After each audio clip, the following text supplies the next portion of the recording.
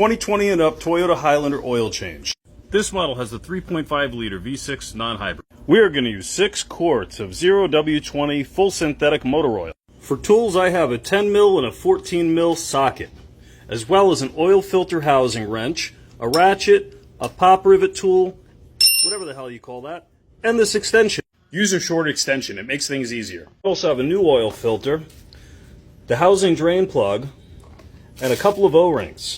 Toyota also recommends replacing the O-ring on the oil pan drain plug.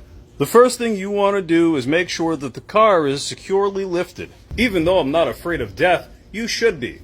Step 1, slither under the car like a snake. Next, we're going to move this felt thing out of the way. It's held in place by a couple 10 mil bolts. There's one up there, so that's why you need your extension.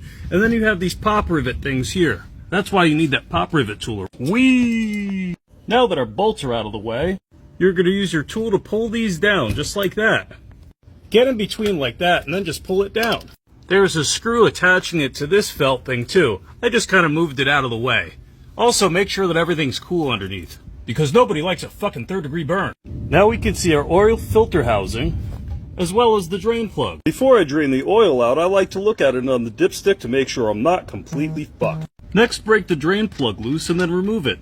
After licking your hand clean, open that up because it'll help the oil drain out quicker. Next, undo your filter housing plug. It should just come right out with the 3/8 drive. Put that somewhere safe. Next, use this doohickey to drain the oil filter housing.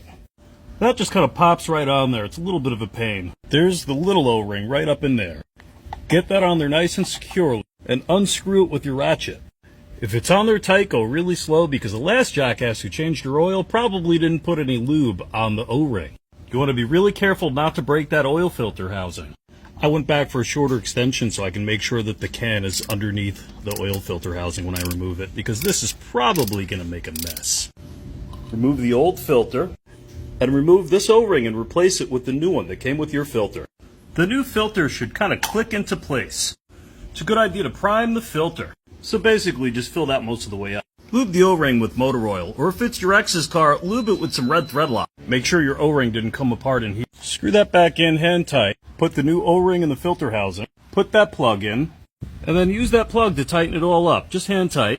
Fill your motor with oil and put it all back together and you're all done. To reset the maintenance light, see the other video on my channel for more information.